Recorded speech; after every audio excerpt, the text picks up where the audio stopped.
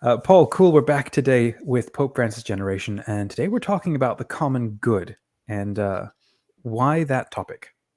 Yeah, so it is one of the main principles of Catholic social teaching. And this season, we're going through four main principles: the dignity of the human person, the common good, subsidiarity, and solidarity. So this is the next one on the list, and one that, at least for American Catholics, may be the most challenging.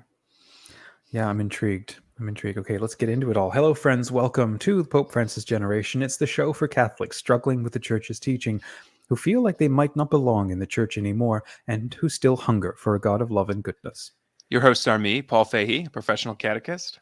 And I'm Dominic, someone who needs catechesis. Together, we're taking our own look at the Catholic Church, her teachings and practices from three views that changed our world. And those are the Kerygma, the Doctrine of Theosis, and the teachings of Pope Francis. Together with you, we're the Pope Francis generation. So, how does that work, with this concept of the common good? Maybe we should start by trying to define that, because it seems to be in tension with the infinite dignity of every individual. So, take it away. Yes. So I think you're right to point out that on first look, like that top layer examination, it seems like the common good can be in tension with the individual dignity of every person.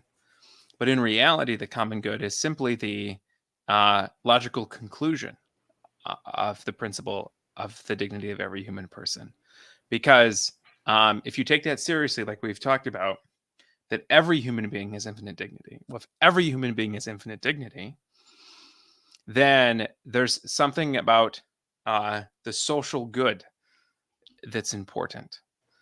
There's something about us having a responsibility to other people that's important. So responsibility is going to be, I think, the key word for this topic. This idea that I have a responsibility to my brother, to my neighbor, is kind of the principle that underpins this. Okay, so maybe, well, where do you want to start then? Because I'm looking now for your definition then, or the definition of what common good then means, and kind of where it ends. Yeah, I think I want to work up to a definition. I want to lay some groundwork first. So let's Catholicism, Christianity, is opposed to individualism. And that's perhaps what makes this principle most difficult for American Catholics, is that we have a very... To define individualism very briefly would be... Yeah. So I would say that this idea that the human individual can be self-sufficient, that doesn't need and doesn't have a responsibility towards others. Right. That community living or relationship is not the foundation of human living, but the atomic, atomized sort of individual string of atoms. Every person is an individual thing. Correct. So in Christianity, we believe, like when we profess that human beings are made in the image and likeness of God, what we're saying is that we believe that every human being is made in the image and likeness, not of an individual. We're Christians. We're not monotheistic. We believe in a Trinitarian God. So we believe that human beings, at their very core, are made in the image and likeness of a community of three persons. Three persons that are united, bounded. They're very... the very nature of what they are is love. We're made in the image and likeness of a God who is lover, a God who is beloved, and a God who is love exchanged. So in Fratelli Tutti, and the Pope is quoting the Second Vatican Council here, the Pope says, human beings are so made that they cannot live, develop, and find fulfillment except in the sincere gift of self to others. Nor can they fully know themselves apart from an encounter with other persons. I communicate effectively with myself only insofar as I communicate with others. No one can experience the true beauty of life without relating to others, without having real faces to love. So what the Pope is getting at here is we're made in the image and likeness of a community of persons in a loving relationship. Therefore, we only have fulfillment, we only have flourishing when we're in loving relationships with others. which leads to then this idea of responsibility, right? We recognize just from a casual examination that we're dependent on others. Mhm. I didn't bring myself into existence. I had no choice in that matter, right? And there was nothing I could do to bring myself into existence. But not just that. I didn't raise myself. I didn't provide for myself. I didn't educate myself. I was dependent on others for all of that. And even now, as the pandemic made really clear for a lot of people, living in isolation, even as fully developed adults, does not lead to human flourishing. Mhm. I'm radically dependent on others. Mhm. But if I'm radically dependent on the human community, Mhm. but every individual in the human community is also dependent, then it's not just dependence, it's interdependence. Right. We are radically interdependent on each other. Mhm. And this is why the church teaches that it is the family and not the individual that's the foundational building block of society. Mhm. And there's something about society that's built into who we are. So the Catechism says the human person needs to live in society. Society is not for the human person an extraneous addition, but rather a requirement of his nature. We are social beings at our very core. Mhm. Just because I exist, the community owes me things. And Mhm. just because I exist, I have a responsibility to the community. I owe Mhm. them things. Mhm. This is a Christian anthropology, which is totally in opposition to anything that looks like individualism, than anything that Mhm. says, I just have to care about me and my own. And if everyone just cares about me and my own, then, everyone will be fine. Yeah. The church says we can't accept that. Just in those two phrases, you've, outlined two massive narratives that run through the world. But in bringing them together, it does create a new idea. They cannot be lived in isolation. Um, that's very intriguing. I like the way that you put that. Keep going. Yeah, I think you've shared in before in our conversations as well. You've talked about how there's this idea within the American culture, with American ethos, of like, I'm going to get me and my family, and we're going to get ourselves a mule and a wagon, and go off into the frontier and be self-sufficient. Mhm. We have this. We have put self-sufficiency on a pedestal. Mhm. Like, what do we want? We want self-sufficiency.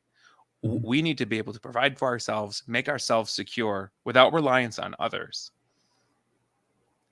And if everyone does that, then the community will be just fine. Right? This is the essence of something like a libertarianism. It says, well, if everyone just looks out for their own best interests, then society will do great. But that's not the case. Mhm. Yeah. Yeah. Go ahead. Keep going. I Yeah. want to see where you're going with this.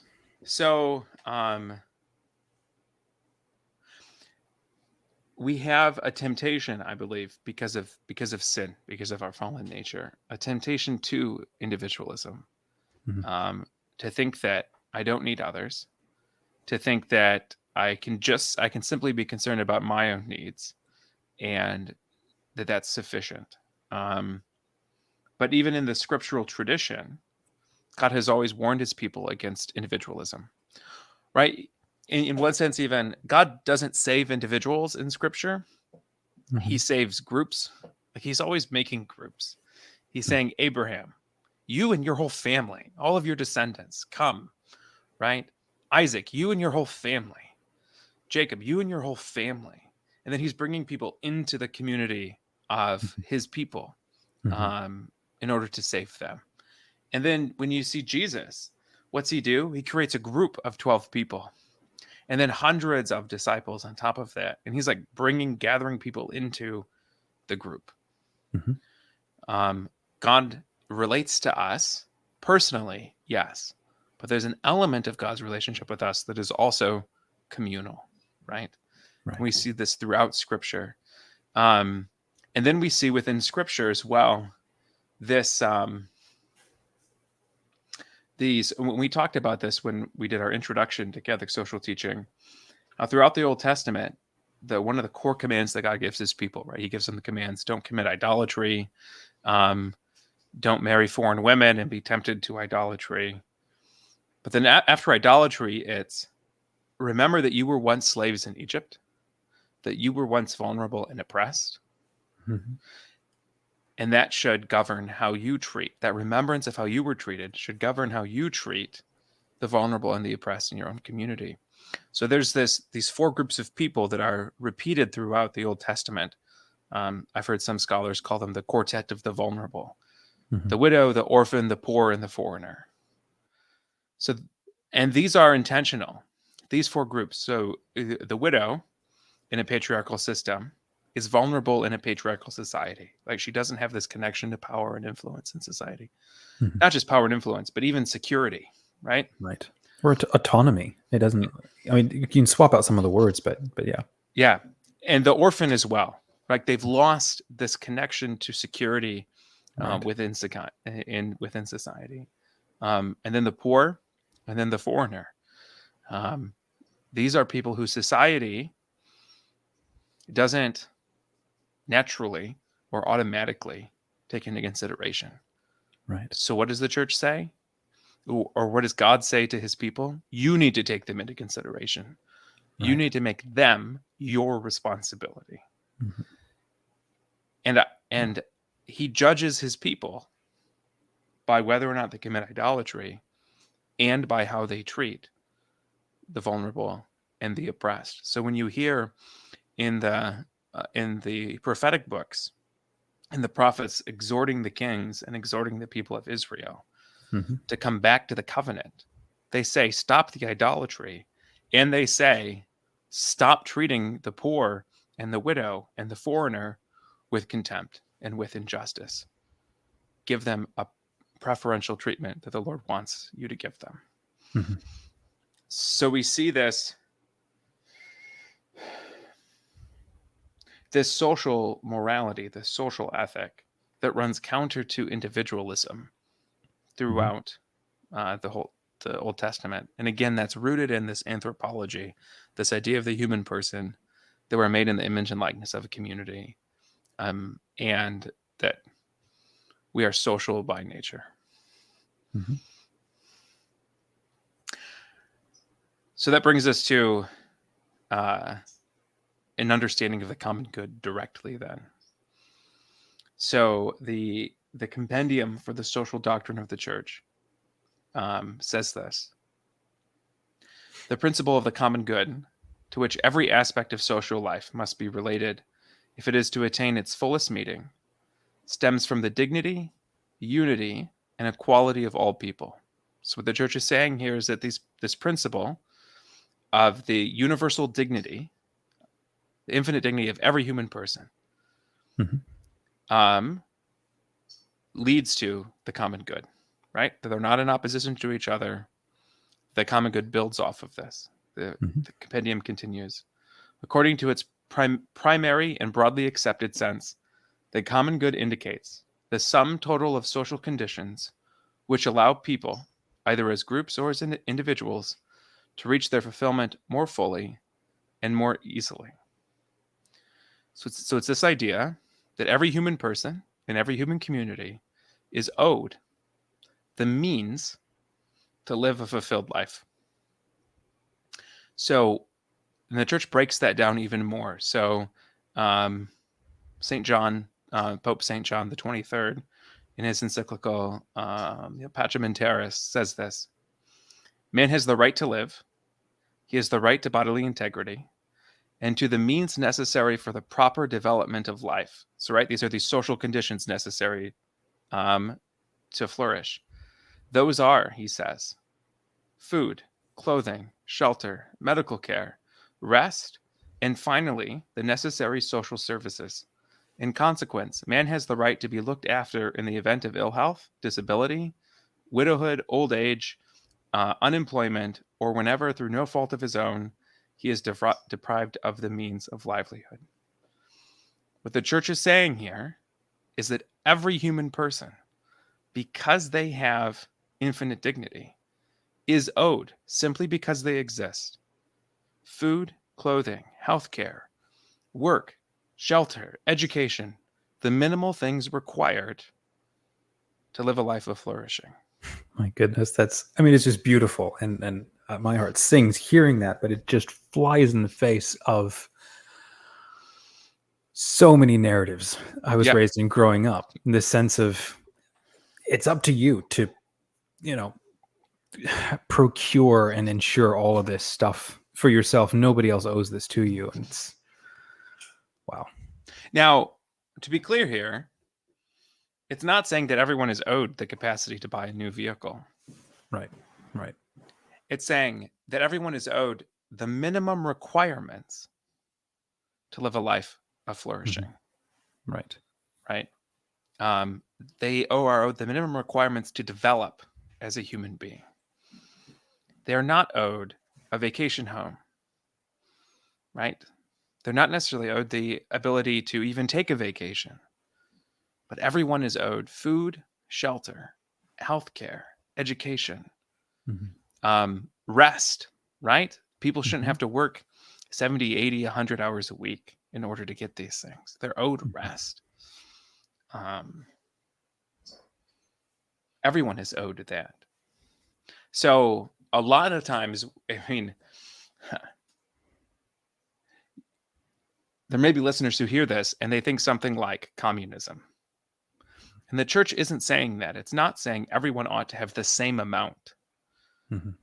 It's not saying people can't have more than this. It's saying everyone's owed this. This minimum amount. Right. And that's where there's that, as we started with, there's that tension of you may need these things, but then how do you say this? It's like you partake in them and also have this, as you said, this responsibility to the rest of your community to take more than that in a way that would deprive somebody else. Yep. Is then an injustice. So there's that. Yes, we need things, but then we also have to live in reciprocation with whatever our community is, whether local or immediate or at large. Yeah. So this ties into a key doctrine within the principle of the common good is the church's teaching on the universal destination of goods. And this goes back to, again, we talked about this in our introduction podcast for this season. These are the quotes from the early church fathers that say, if you have food in your cupboard that you're not using, it belongs to the person who doesn't have any food. If you have excess wealth, it belongs to the poor person in your neighborhood. Not you should consider giving it to them, but rather you're stealing by not giving it to them. This is the language of the church fathers. So here's some quotes that I want to share within this tradition. So this first one is from Gaudium et Spes. So this is from Vatican II. God destined the earth and all it contains for all men and all peoples, so that all created things would be shared fairly by all mankind under the guidance of justice, tempered by charity. God destined the earth for all people. The goods of the earth are for all people. This next passage is from Pope Francis's encyclical Fratelli Tutti. He says this: the Christian tradition has never recognized the right to private property as absolute or inviolable, and has stressed the social purpose of all forms of private property. The right to private property can only be considered a secondary natural right that's derived from the principle of the universal destination of created goods. The right of some to free enterprise, the Pope continues, the right of some to free enterprise or to market freedom cannot supersede the rights of peoples and the dignity of the poor, or for that matter, respect for natural environment. For if we make something our own, it is only to administer it for the good of all. So I want to unpack this. On that first layer of insight, it seems like, again, that there's a conflict here. There's a conflict between the universal destination of human goods and the right to private property. And the church is saying, in fact, there is no conflict. What it is saying, though, is there is a hierarchy. So the foundational principle, the foundational doctrine, is that all the goods of the earth are created for the flourishing and use of all people, the universal destination of goods. And then the church, in its reflection on human nature and human relationships, it's then articulated a secondary right built from that first principle of private property. So Thomas Aquinas talks about it like this. He essentially, it's a pragmatic right where he's like, and these are all my words from his ideas. He's like, that community garden that everyone's responsible for and therefore nobody's responsible for? See how that doesn't work that well? Mm-hmm. But if we all have our own gardens that we're responsible for, they flourish. Because there's something about human nature where, like, I take responsibility for my thing and I care for it and I invest in it. Then I take the goods of the earth and I develop them and I make them greater. I make them better. Right. So I have the right to do that. I have the right to private property, but I don't have the right to use my property however I want, because my property must be used for the good of all. As the Pope said, if we make something our own, it is only to administer it for the good of all. So if I take my garden and it flourishes and it's more food than my family needs, I'm obligated to give the extra to those in the community who need food. So I have the right to private property. The church is clear about this. And this is one of the reasons the church opposes communism. It's because communism rejects private property. I have the right to private property, but I do not have the right to use my property however I want. Private property is simply the means by which the church teaches that human beings can develop the goods of the earth, the created goods of the earth, and grow them and produce them so that they can be shared with all people. Yeah. I'm seeing an extension of an idea here where you mentioned earlier the right to bodily integrity. And I'm reading some other books right now that are talking about like philosophy of thinking and how humans think about themselves and so on. It's interesting stuff. And one of the points the author is making is that our home, our vehicle, when we sit in it, our garden, it becomes an extension of us. It becomes a part of our body. We take it into us as a part of our identity. Like when somebody hits your car, you don't think they hit my car, you think they hit me. In those moments when you're sitting, you're in communion with that vehicle.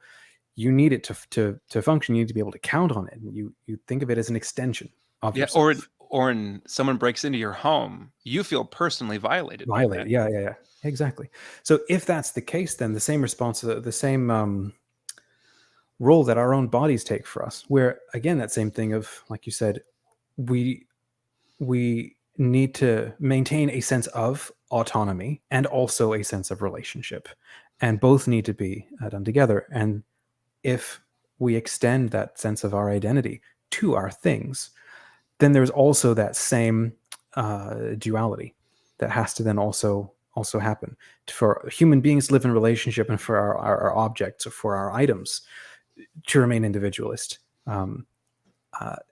it's an inconsistent idea. The goods of the earth are for the whole human community. They're for like this relational sense. They're not for me as an individual. So within this principle of the universal destination of goods, then there's this idea, and this was articulated by Thomas Aquinas. This was articulated in the Second Vatican Council, and this example is used in these different sources. If someone, so let's say there's a man and their child, and they're homeless, and they don't have the means to eat, and they go into a grocery store and they steal a loaf of bread for sustenance. The church says they're not actually stealing. It doesn't say, well, because they're hungry, they're not culpable of stealing. No, it's saying actually that stealing has never happened in the first place because they were owed that loaf of bread to begin with, because they're owed the means to survive to begin with. So them taking it, they are just taking what's already theirs. Right. This is what fascinates me about, when we turn this into storytelling, you get something like Robin Hood, and he's been mangled, or that idea of what he's standing up for has been mangled all kinds of ways and retold all kinds of ways. What I see from this vantage point is not, we're going to paint as something good what is technically a social problem. Cast from this vantage point, it's like, no, this is a reassertion of a human right against those who are collapsing goods into black holes that the rest of humanity can't access. And Yep. so it's a right to stand up and push back against that. Yeah. It's not theft. It's an exercise of my human right. If I take food because I'm starving. Yeah. Yeah. So then let's draw this out a little bit more. I want to share some of these passages from the church fathers that we shared a few weeks ago, and then bring in some passages from contemporary popes as well. Mm-hmm. So this is from St. Ambrose from the 4th century. He says this: "You are not making a gift of what is yours to the poor man, but you are giving him back what is his. You have been appropriating things that are meant to be for the common use of everyone. The earth belongs to everyone, not to the rich."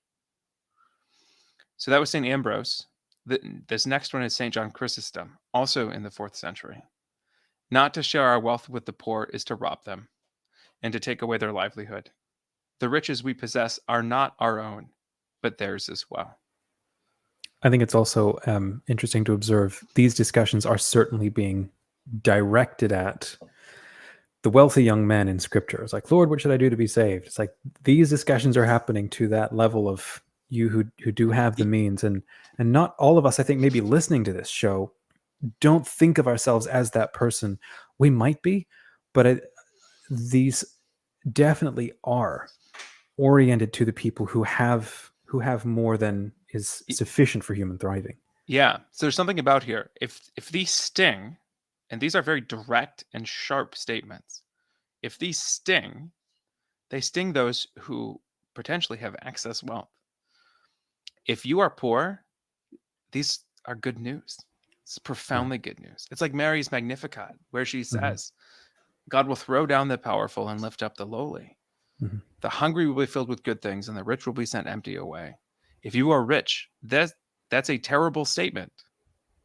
But if you are poor and hungry, what great news, right? Mm-hmm. Yeah, you will be filled. So the next is from St. Gregory the Great. This is the 7th century. "When we provide the needy with their basic needs, we are giving them what belongs to them, not to us." Mm-hmm. And now we're going to jump ahead. So this is Pope Paul VI in 1967. "No one may appropriate surplus goods solely for his own private use when others lack the bare necessities of life." And then Pope Francis in Fratelli Tutti: "If one person lacks what is necessary to live with dignity, it is because another person is detaining it from them." There was a really good video Jordan Peterson put out maybe a year ago now, as of this recording, and he was interviewing somebody who was looking at census and status and statistics and so on.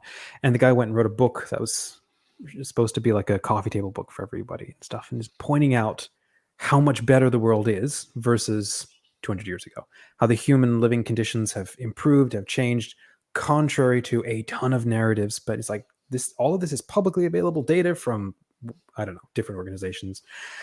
And a lot of it was pretty mind-blowing. These 10 massive stats that were presented. And a lot of them were how much wealthier the average human is, especially, of course, in the first world. And the capacity to produce and to sustain and to nourish and to provide for the human family has so radically changed in the last 200 years. It's like a dream stage of human living compared to 400, 500 years ago in terms of health and extension of life and the ability to produce, food and so on. So that point there from the Holy Father, the fact that you are alive and you are without a specific dignity, then at this stage in human living, it is absolutely because somebody else is withholding it in some way. Yeah. And we've already recorded this interview, but it's going to be published after this one. We talked with the economist Tony Annette, and we've talked about this, where he's done research looking at like global wealth and global issues, and what is the cost of feeding everyone in the world versus what is the cost that we spend on the military, or the cost of that billionaires have in offshore funds, right? It's a matter of will. It's not a matter of ability, right? We can provide these things. We just don't have the will to. So yeah, if someone lacks what they need to live, it's because someone else is detaining it from them. So I want to break this out a little bit more. What does this mean on a like individual moral level? So in 1891, Pope Leo the 13th wrote Rerum Novarum, which is considered the first modern social encyclical. And he breaks it out this way. He says that when what necessity demands has been supplied, and one standing fairly taken thought for, it becomes a duty to give to the indignant out of what remains over. Sorry, that's a fancy word. I'm looking at the notes. Indigent? What does indigent mean? Those, I assume it means those who have not or something. The poor, yeah. Or those who have less. So he's articulating 3 tiers of wealth. So the first is the goods of the earth that someone needs to survive, right? Our needs, our necessities. This is the common good, and this is what everyone is owed. The second tier is where he says one's standing is fairly taken thought for, one's vocation, one's state in life. This is a lot more gray, right? What I need as someone living in a small town in the Midwest with 4 kids is different than than what someone with 4 kids may need to live in New York City. Right. Likewise, someone living in my same town who's single, what they need to live is different than what I need to live as someone who has 4 kids. Also, my job, I don't, unless I'm going to a funeral or a wedding, I never need to wear a suit and tie. But if I were a lawyer, I would need a closet of suits to wear for my job, right? If I am a ambassador or political figure or the head of a company, like I don't just represent myself. I may need attire, I may need vehicles, I may need to present myself in a way to fairly represent the organization or state or whoever that I represent, right? Right. So there's a lot of gray area in here about what is necessary for my state in life, for my vocation. And then the third tier, so that's the second tier. The third tier is everything else, everything that's left over. And everything that's left over belongs to those who do not have enough in the first 2 tiers.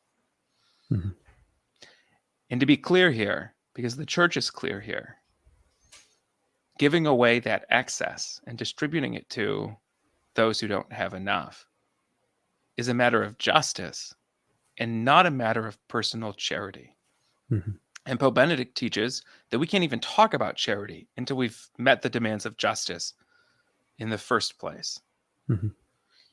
I am not being charitable by giving away my excess wealth.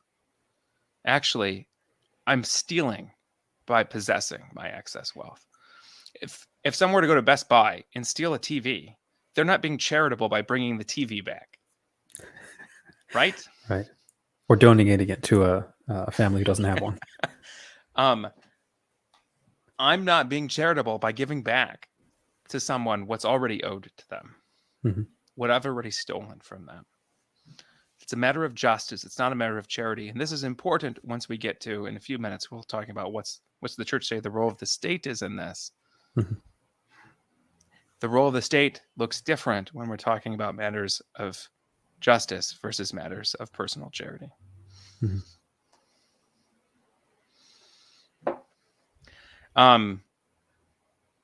This is really difficult teaching.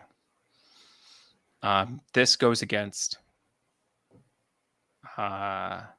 everything I've understood of Western or American culture and Western or American economics, or even the questions of like, what does a flourishing life look like?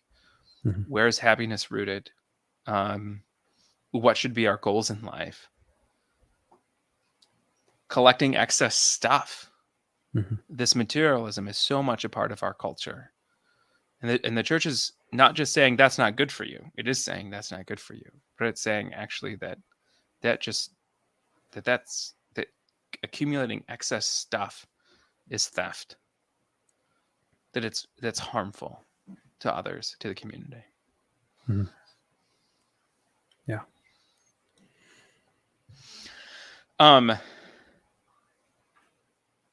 So to move on then to talk about a little bit of the role of the state here, because this is where often when I have conversations about this, this teaching's hard to hear. But I've talked to a lot of people who can get to this part of the teaching, and they're like, yeah, I'm on board with this. Like, I need to do the discernment to figure out what is my excess wealth, what isn't, what are my responsibilities. But Mhm. then once we start talking about the role of the state, then they're like, I don't know if I like that. That sounds like communism. So let's kind of wade into that. Okay. So, first of all, the Catholic tradition is not at all suspicious of politics or government. It sees government as necessary for bringing about the common good. So, this is from the compendium.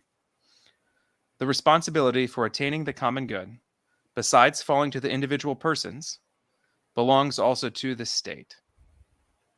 So, it is not enough that individuals be concerned about what's their responsibility of giving away their excess wealth, of redistributing their excess wealth, but this responsibility also falls to the state.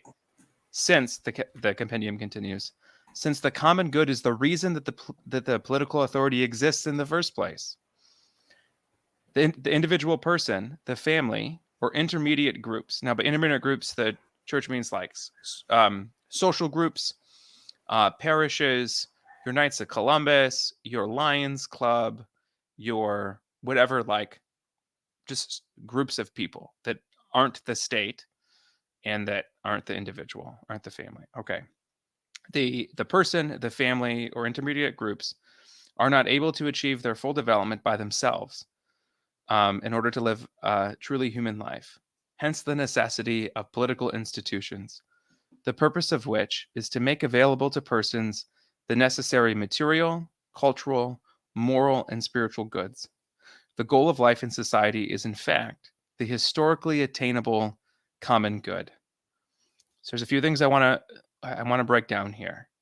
The state exists, government exists in order to attain the common good. The common good, like we've said, is everyone has enough, has food, shelter, healthcare, education, etc., in order to live a life of flourishing. What's the role of government? To make sure everyone has those things. Okay. And then the church says this goal is, in fact, historically attainable. This is not a utopia the church is talking about. It's saying this is something we can actually do in this world. This is not pie in the sky. This is, we can do it. And I would add, if we can do it and we haven't, that's a profound injustice.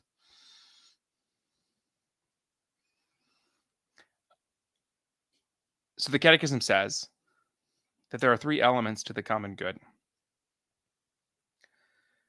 The first is that the common good presupposes that society respects the fundamental and inalienable rights of the human person, in particular the right to act according to one's conscience, as well as religious liberty. So the state's pursuit or society's pursuit of the common good can't ever violate the individual rights and dignity of each human person. It must Mhm. respect that and really be built off of that, like we've talked about. Second, the second element of the common good, the Catechism says, is that it requires that those in authority guarantee that every person has what they need to develop and flourish. Specifically, and it lists these things again: food, clothing, health, work, education, culture, suitable information, the right to establish a family, and so on. So, and this is where it gets, again, this is where I start to lose people. Mhm. The church also says that the government has not just the authority, but the duty, the responsibility to regulate the use of private property and to even redistribute private property for the sake of the common good, to Mhm. redistribute some people's excess wealth so that everyone can have what they need to survive. So I want to share two quotes here. The first is from the Catechism. It says that political authority has the right and duty to regulate the legitimate exercise of the right to ownership for the sake of the common good. And then from the Compendium, authentic economic well-being is pursued also by means of suitable social policies for the redistribution of income, which taking general conditions into account, looks at merit as well as the need of each citizen. So the government has not just the authority, but the obligation, the duty, the responsibility to redistribute excess wealth to those who Mhm. don't have enough to live. This is what the church teaches. Like, this is not gray. This is not questionable church teaching. This is not like, a liberal or progressive reading of church teaching. Mhm. This is what the church says. I half wish I disagreed with you just so that there could be more conversation here, but it really it flows from the principles. I mean, it's an extension of these principles, and especially if the sense of everyone is equal in the eyes of the law, and we accept that the function of the law is to ensure, as we've said, the dignity of all. Then for some to try to squirrel away or to, I don't know, I'm not sure how much I want to articulate because I'm not clear on my own thoughts and all of that stuff. But as far as these principles go, I think that they're I mean, they make sense. I am not, I agree. And you see how all of this is rooted in this idea of responsibility, that like Yeah. what I own, Mm-hmm. me being responsible for my private property means Mm-hmm. that I don't hoard excess, that I actually distribute it, because I'm responsible to everybody else in my community. Yeah. And I think the key thing is in this discussion is where it goes wrong is one, when the government comes in and mandates what your limits are, as opposed to allowing some of that gray area. And then the other is when we kind of do that to each other or to certain figures and point at them. It's like, you should never. And it's interesting, I do think, when the young man does come to Christ and he says, "What should I do to be saved?" And he says, "Well, sell everything, come follow me." If what you're expressing is an interest in joining my following, that's that, in an immediate sense, that is what it takes. And he leaves, and the Lord's sad because he loved him, but lets him go. Now, Jesus is asking more of the rich young man than what the church is articulating here, too. Jesus said, sell everything. The church isn't asking us to sell everything. Right. The, Right. If you the want to be church is, perfect, I think the, he said, or something like, come and sell everything. yeah. Well, So especially if you're going to be part of that inner circle of 12, not just a disciple, and that young man was asking, I want to see it at that table, with the 12. It's like, wow, what you're going to be asked is harder than what Peter had to do. Peter's had to leave fishing nets. I mean, maybe it was a thriving fishing business. That's nothing compared to the rich young man. Yeah. And there's some limits and there's some boundaries here too, right? Mm-hmm. So the church is saying the state can't enforce private charity, right? So if charity is what comes after justice, when I give from the resources I need from those first two tiers of wealth, right? Mm-hmm. From what I need to live and then what I need to live for my state in life and my vocation. If I give from like that second tier in a way where I have to sacrifice something, that's charity. And the church is not saying the government can or should require charity. Right. It's saying that the government has a responsibility out of justice Mm-hmm. to redistribute excess wealth for the So sake of the common good. is it fair then to say that government qua government is not in the business of charity, because charity is rooted in a free choice, an individual's free choice to give maybe more than their, what they have or out of their excess? I think I would agree with that, but I think that part of it's complicated by how we use charity. So like the U.S. government giving money to a developing country or for like disaster relief after a hurricane to Haiti, Right.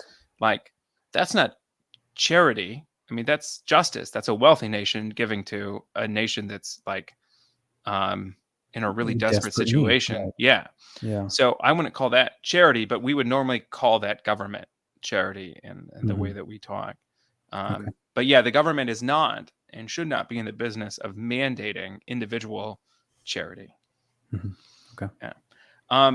Another limit too here is the church says that we do have a right to private property. So abolishing private property is a bridge too far for Mhm. the government. Um, so the church isn't saying that either. And the church isn't even saying that the government needs to. The church also isn't saying that everyone needs to have the same amount. It's just saying Right. everyone needs to have that minimum amount. Mhm. So if you have more than that, and if everyone has enough, and you have more than enough, Mhm. well, like, So one thing I'm hearing then is not so much we need good government to come in and audit everybody and send an auditor once a year to ensure how much excess do you have, what's your excess bonus, whatever. It's more sounds like it's saying how are you relating to the community you have influence with or the community you're connected to, and how are you I, I interacting with that, being responsible for and with that. I would say it's less about the government making sure. It's less about the government making sure that nobody has excess, and more about the government making sure that everybody has enough. Right. Which means governing and redistributing excess, but the Mhm. focus is not on you know uh, is not on a punitive. You have excess. Right. It's on a everyone has the right to that minimum right to what they need to survive. Mhm. So we need to take whatever we need and Right. redistribute that to them.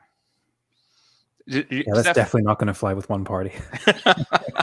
but uh, but does that focus make sense? It's not about policing all Right. excess wealth. It's about Right. guaranteeing minimal Mhm. resources for people. No, and I agree. I'm not arguing with that. It's I think what I'm hearing is yes, there's the focus on the government and the justice side, but there's also this focus on those who have. Uh, it is a call for everybody to look at their relationship with the community they're attached to, the community they're defined by, they're in relationship with, and how they can then choose to act Yeah, with and that. that's something that we'll talk about. The next principle that we're talking about is subsidiarity. And if the Okay. common good's about responsibility, subsidiarity is about participation. And um, this idea of a preference for the local. Um, Okay. so there's an element there where our responsibility, Mhm. there's a preferential option for the local in that Yeah. as well. And there's also, and we'll talk about later when we talk about solidarity, there's also a preferential option for the most vulnerable Mhm. as well. Yeah. Um, okay, I forgot the third element. So the third element, the Catechism says of the common good, is that the common good requires that those in authority guarantee by morally acceptable means, and not by any means necessary, but by moral means, the just ordering, security, and stability of a society, right? So that means like um, having self defense, having police force, um, Mhm. having it so that if you travel from one town to another, you're not going to get mugged, things like that, right? Mhm. Security and stability. That's a part of the Right. common good. Um, So, out of what we covered today, what's a good wrapping up point or a practical takeaway then? yeah, I think of as baptized Christians, as people who are not just followers of Christ, but who are called to be other Christs. Like that's what grace is. We've talked about this is theosis. Grace has made us other Christs. Baptism has made us other Christs.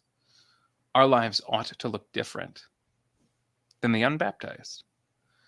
And at least in the American church, we get that when it comes to sexual morality, right? Our sexual behavior ought to look different, right? But we don't have that emphasis when it comes to our economic behavior. But that's just as true. Mhm. You look at the moral teachings of the church, and you look at the things Jesus talks about, like what you do with your money is really important.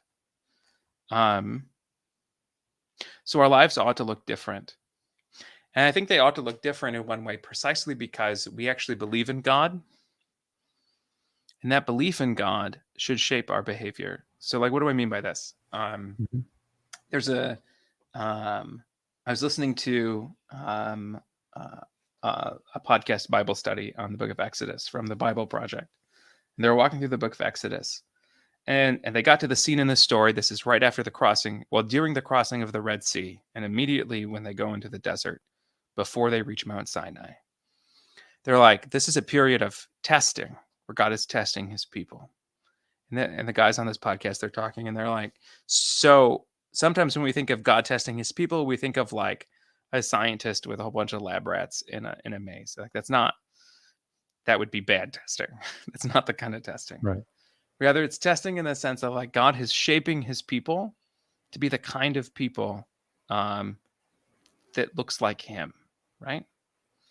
A kind of people that actually that their behavior follows from their belief. So the first test is the crossing of the Red Sea. So we have this scene where God leads his people to the bank of the Red Sea, out of Egypt to the bank of the Red Sea. Ahead of them is the Red Sea, and behind them is Pharaoh's army that's barreling down towards them, all of Pharaoh's horses and all of his chariots. And the people cry out to Moses and they say, were there not enough graves in Egypt that you had to send us out into the desert to die? And Moses says, God will save you. You have only to be still. That was their test. All they had to do was to do nothing. And Mhm. like the very next verse, God parts the Red Sea. He makes a way where there was no way and saves his people. That's the first test. God says, do nothing, trust me. So then the water from the rock is the next test. God's people cry out with some snarky comment about not having water and all this stuff. So what does God do? He gives them a miracle, water from a rock. Then after that is manna. And the Lord kind of like develops his testing a little bit, goes a little bit deeper with his people. They Mhm. complain about food. Like, we had enough food in Egypt, but you brought us out into the desert, blah, blah, blah. So God says, I will give you food every morning. You'll have this miracle bread manna that comes down every morning. And he commands every family to gather what they need and no more for Mhm. that day. So it says in the book of Exodus, some gathered more, some gathered less. Everyone had what they needed. And then it said some of them gathered extra to save for the next day. And what happened to that extra? It rotted and got full of maggots. And Moses got angry and chewed those people out. What God is saying is not only that you can trust me to provide, but actually I want you to trust me every single day to provide. That all I'm asking you to do is gather what you need for today and to trust that I will provide for you for tomorrow what you need for tomorrow. And if you do that, everyone will have enough. As Christians, we should very clearly hear echoings of the Our Father prayer in here. Give us this day not our lifetime of bread, but Or our this daily, week's ration. yeah, but today's bread. Give me Yeah. today what I need to survive today. And let me trust in you for what I need tomorrow. This is the kind of people God is shaping the Israelites to be. Mhm. Now they did not have the grace of Jesus Christ. We do. And we hear again the Our Father prayer, but Jesus' teachings on providence and trusting in the Lord, all of this stuff, we actually have the capacity by grace to allow grace to transform us, to make our minds and hearts like the mind and heart of Jesus, so that we can actually live this out. What we're being called to as Christians is to take just what we need for today.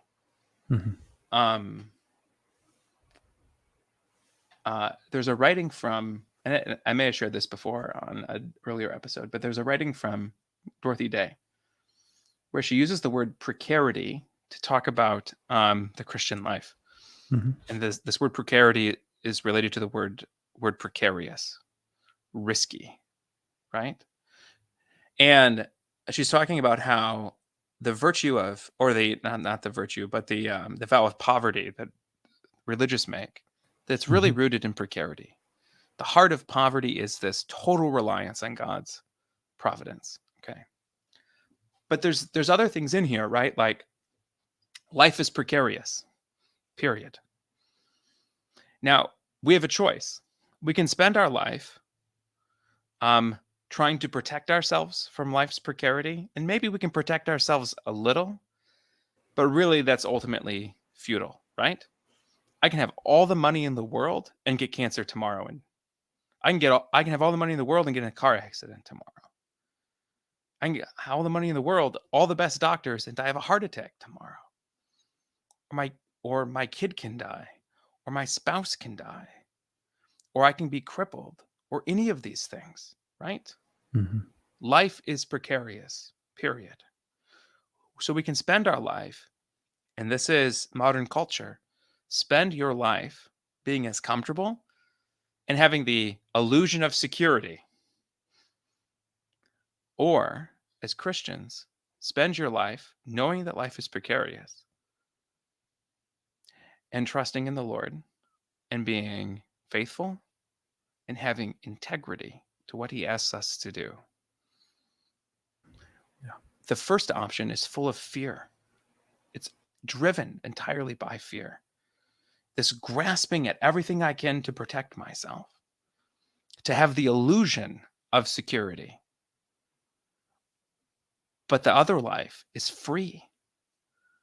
It's totally free. God's going to take care of me. Now, that doesn't mean this isn't the prosperity gospel, right? Mm-hmm. But it's free because it's not driven by this fear to have Right. the illusion of security.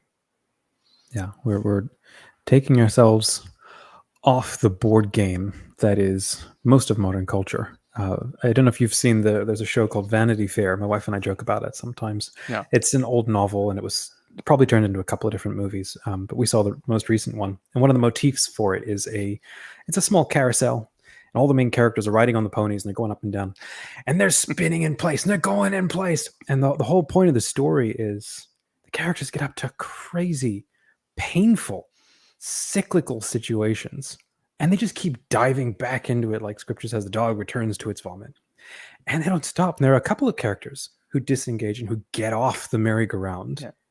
and start to experience that freedom. And I think that's what St. Francis started to discover in his dedication to the spirit of precarity and poverty. Or I spoke with like there's a mother superior who lives in New York. I think they're the Poor Clares, I think. And I think part of what they do is they don't make an income. They live exclusively that lifestyle of complete and total dependence, and they wait for their community to provide for them, and they have never lacked. And I'm sitting here working a day job, and I'm wondering, what am I doing wrong? I don't. To follow up to your point, I guess, about this, and like, they're in the desert and following Moses and so on. With all of this testing, I don't think initially it's ever going to be easy, and you're meant to love it. It's painful and it's hard, and we reject a lot of it, and I think that's okay. And it's okay to be there's a sense of fear that's attendant to that. We'll work through that, learn to get comfortable with what is happening is learning to live a different kind of life. And there might come a point where you can then learn to love what this now means in terms of this freedom.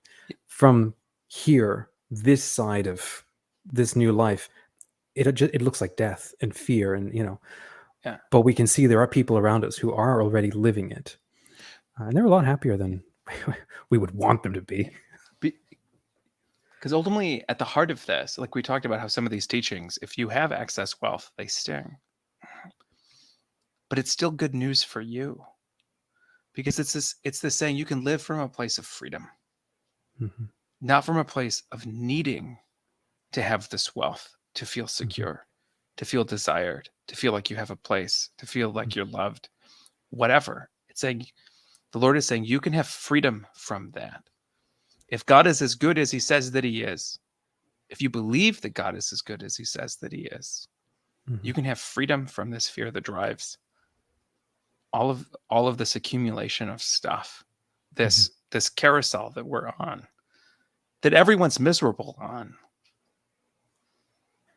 The Lord is offering us a better life. I think that's a great place to wrap. I'd like to take a moment and we'll thank our sponsor, because they're also trying to help a certain group of people live a better life. Select to Give is a international travel and pilgrimage company. More Catholic leaders have chosen them over many other pilgrimage companies. They have 35 years of award-winning travel planning and a track record of excellence and faithfulness. They're a small company with a big heart, because every one of their pilgrimage trips helps to support and fund their 501c3 charity work, helping Christian families to thrive in the Holy Land. So if you're ready to travel, or if you're looking to lead a group of your own, take the next step on your pilgrimage by visiting selectinternationaltours.com. If you appreciated this video, if you struggle with this video, go ahead, hit that like button. Well, if you enjoy the video, you'll want to hit that, so that more people can hear about this show, hear about what Paul is sharing. This show is brought to you by Smart Catholics, the online community for Catholic millennials, creators, and learners who want faithful conversations, unafraid of doubts and questions. And if that sounds like you, come and check us out at smartcatholics.com. Paul, if our friends have a question or some feedback, where can they go? Yeah, you can find me on PopeFrancisGeneration.com. I mean, this show is it's brought to you by Pope Francis Generation, which is my project to explore and talk about and really dive into a Catholicism that is inspired by Pope Francis, is inspired by our three pillars, the Kerygma and Theosis. If you go to Pope Francis Generation, you can follow the newsletter, you can follow the podcast there. I have other projects and things that I work on. You can support me financially there. As we've just talked about, having to get rid of all of your excess wealth, you can choose to funnel some of that this way if you decide. But help Paul have the option to have a little excess wealth. He can choose what to do. Yeah. I mean, your support allows me to keep doing these projects and support a family, so it's really appreciated. Wonderful. Till next time, friends, say a short prayer for yourself and for us. And remember, don't be afraid to ask questions. Doubts can be a sign we want to know God better and more deeply. God bless you.